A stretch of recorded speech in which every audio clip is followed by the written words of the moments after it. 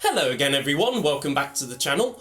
Now today I thought I'd escape winter's cold grasp by having a look at my summer holiday earlier this year and the town of Dorchester, which nowadays presents itself with wonderful Georgian charm and Thomas Hardy connections.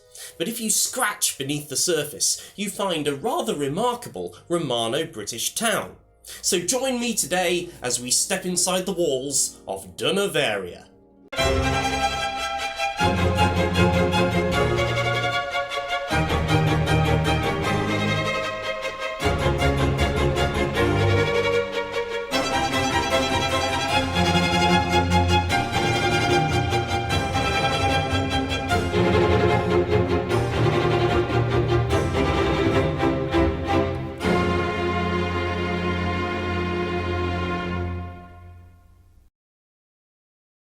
Before the Romans built anything around Dorchester, the area was already rich with history.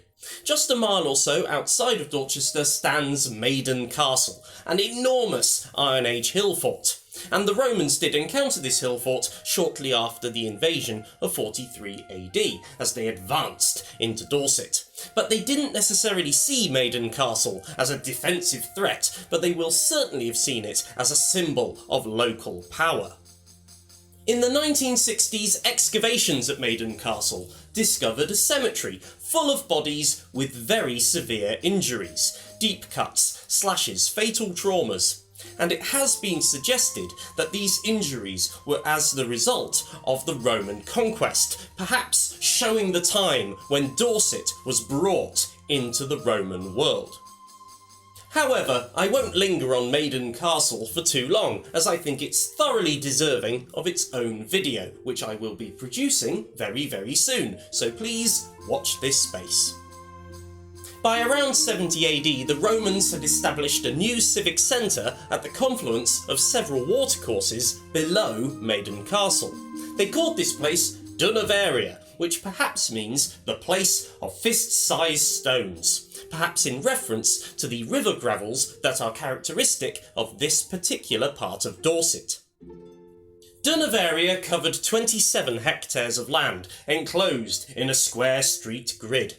At its heart ran the north-south road, aligned with the natural dip of the valley. But what makes Durnovaria so interesting is that it had a natural watercourse running all the way through it. And rather than diverting it, the Romans instead integrated this watercourse into their street system. This watercourse was controlled, curated, and most intriguingly, perhaps even fed by an artificial aqueduct north of the town. Durnovaria was divided into rectangular blocks called insulae that contained houses, workshops, public buildings. And within one of these blocks that was excavated in the 20th century, archaeologists found streets, drains, rubbish pits, courtyards and mosaics. In the centre of Durnovaria stood the Forum and Basilica, the political and commercial heart of the town. And the Basilica, the administrative building, dominated the complex, with rooms inside it for local officials, archives, and legal proceedings. Attached to this was the Forum Square, a large marketplace paved with stone, that along its sides had shops and administrative rooms, and excavations have discovered fragments of pottery, metalwork, and coins that show a rather lively local economy. Not far away from this stood the Roman bathhouse, built in similar style to other Roman bathhouses, and it became a focal point for the social life of Durnovaria. And it also showed off Durnovaria's prosperity as a civic town. On the subject of being a civic town, Durnovaria was the civic capital of the Durotriges tribe, one of the tribes supposedly defeated by future Emperor Vespasian and the Second Legion Augusta. But if you want to truly understand what life was like for the more wealthy inhabitants of Durnovaria, then you need to look at the townhouse, where excavations have discovered wonderful mosaics that you can see today.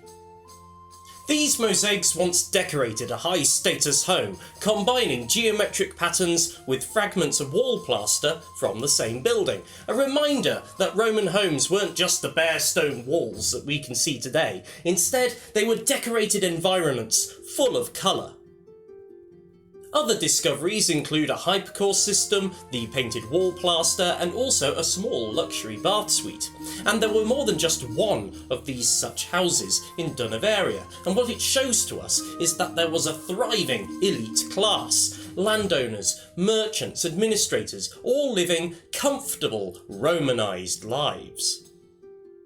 One of the most impressive parts of Durnovaria lies just outside the city walls, the amphitheatre, now known as Maumbury Rings, which was originally a Neolithic henge, but the Romans reshaped it into an oval arena, capable of holding thousands of spectators who would watch things like gladiatorial combat, public spectacles and military displays.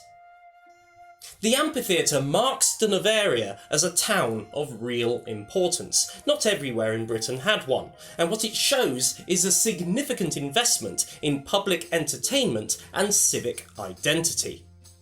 Equally fascinating is the aqueduct, an amazing piece of Roman engineering, with water being transported down a carefully graded channel into the town, feeding things like baths, fountains, and possibly even industrial sites in the town. Together, the amphitheatre and the aqueduct reveal a town of ambition, a place that embraced Roman technology and Roman culture. Durnovaria wasn't just a political hub, it was also a place of industry. Excavations have discovered things like pottery kilns, metalworking, textile production, and bone and horn working, a major Romano-British craft. Durnovaria also contained cemeteries outside its walls that did cremations and later on inhumations, showing the changing religious and cultural landscape of Roman Britain. In the late 2nd or early 3rd centuries AD, Durnovaria gained huge stone walls that were reinforced with towers and gateways, and it went around the entire grid. This may have been in response to insecurity within the empire in the 3rd century AD, or it may simply have been a sign of civic pride. By the 4th century AD, Durnovaria was still thriving. Mosaics were being repaired, houses remodelled, and new styles of pottery were being introduced. But by the 5th century AD, as Roman administration in Britain collapsed, life in Durnovaria began to fade. Yet the town didn't disappear. Durnovaria survived, adapted, evolved. The influence the Romans left behind shaped it for centuries. Durnovaria may not be as famous as places like Eboracum or Aquisulis or Camalodunum, but it is a place that shows us very clearly what life was like in Roman Britain. It was a place shaped by water, sustained by industry, and enriched by its people. It was a place of ambition, comfort, and culture. But thank you very much for watching. Please remember to like, comment and subscribe. It helps immensely, and I'll see you on the next one. Ciao for now.